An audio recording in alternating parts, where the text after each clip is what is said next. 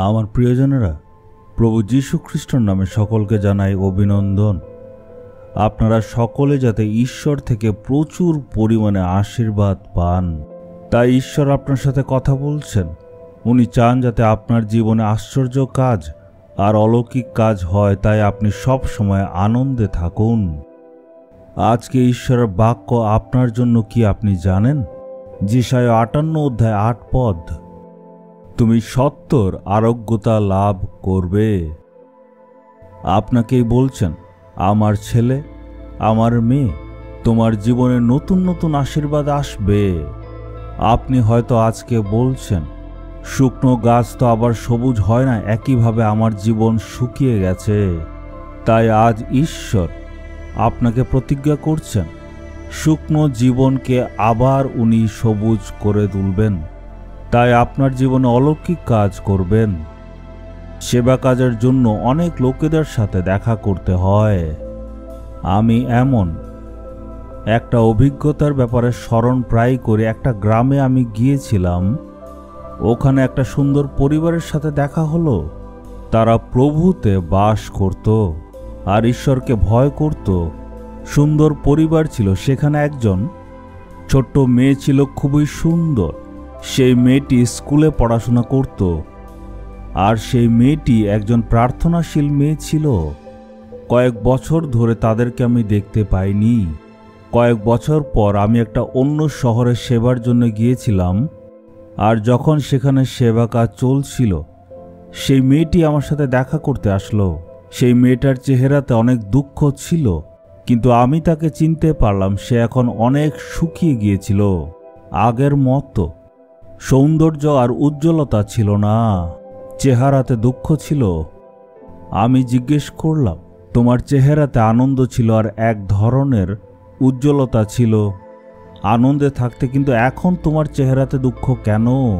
তখন সে বলল, আমার জন্য ভাববার কেউ নেই।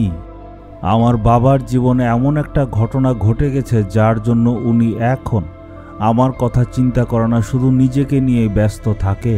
আমার পড়াশোনার ব্যাপারে, ভবিষ্যৎ নিয়ে সে চিন্তা করে না। আমি অনেক চিন্তার মধ্যে আছি। ভবিষ্যতে আমার দেখভাল কে করবে? আমাকে কে সামলাবে? আমার ভবিষ্যৎটা কে দেখবে? আমার বিয়ে কে দেবে?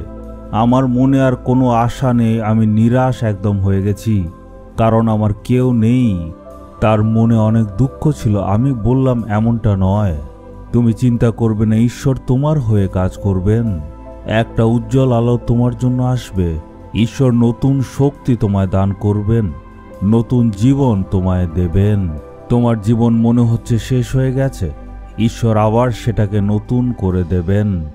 ঈশ্বর তোমার জীবনে নতুন নতুন কাজ করতে যাচ্ছেন, আর সদাপ্রভু তোমার জীবনকে পাল্টে দেবেন। এটা বলার পর তার চেহারাতে আমি দেখলাম একটু বিশ্বাস আর একটু আশা এসছিল।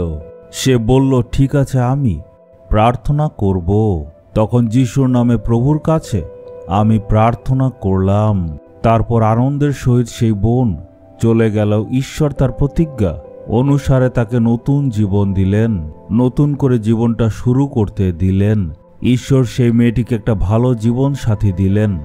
তার স্বামী তাকে বলল, এখন থেকে তোমার কাজ করার কোনো প্রয়োজন নেই, আমি রোজগার করব আর তুমি রানীর মতো থাকো। কোনো রকমের কাজ করবার তোমার কোনো দরকার নেই। ঈশ্বর তাদেরকে সন্তানও দিলেন। এখন মেয়েটি আমাকে বলেছে, ঈশ্বর আমাদের জীবনে আশ্চর্য কাজ করেছেন। আমার জীবনটা সম্পূর্ণ শুকিয়ে গিয়েছিল, সেই জীবনটাকে ঈশ্বর আবার সবুজ করে দিলেন। ঈশ্বর আমায় আশীর্বাদ করেছেন, সন্তান দিয়েছেন। এইভাবে সেই বোন সাক্ষ্য দিল। সে আমায় বলল, আঙ্কেল, আমি ভেবেছিলাম আমার জীবনটা সম্পূর্ণ শেষ হয়ে গেছে, কিন্তু ঈশ্বরের বাক্য আমাকে নতুন জীবন দিয়েছে, আমাকে পুনর্জীবিত করেছে। এটাই সত্য। আজকে হয়তো আপনি ভাবছেন, আমার জীবন তো শেষ হয়ে গেছে, আর ভবিষ্যতে কিচ্ছু হবে না, কিন্তু ঈশ্বরের প্রতিজ্ঞা, উনি আবার নতুন করে শুরু করবেন। আপনার জীবনকে যাতে নতুন করে আবার শুরু করতে পারে, তার জন্য প্রভু যীশু খ্রিস্ট নিজের প্রাণকে ক্রুশে দান করেছিলেন। হে প্রভু, আপনি আমাকে নতুন জীবন দান করুন, আমি নিজেকে অর্পণ করি। আপনি যদি বলেন, হে প্রভু, আমি আপনার ক্রুশের উপর বিশ্বাস করি, আপনার রক্তের উপর বিশ্বাস করি, এমন বললে আপনি নতুন জীবন দেখতে পাবেন। হে পিতা, এই ছেলেকে দেখুন, এই মেয়েকে দেখুন, এরা ভাবছে তাদের জীবনটা সম্পূর্ণ শেষ হয়ে গেছে। হে ঈশ্বর, আপনি আপনার বাক্য দ্বারা প্রতিজ্ঞা করেছেন, আমি আবার তোমাকে নতুন করব। তাদের জীবন নষ্ট হয়ে গেছে, আবার সেই জীবনটাকে আপনি নতুন করে আশীর্বাদ দিন। প্রার্থনা যিশুর নামে চাইলাম, আমেন, আমেন।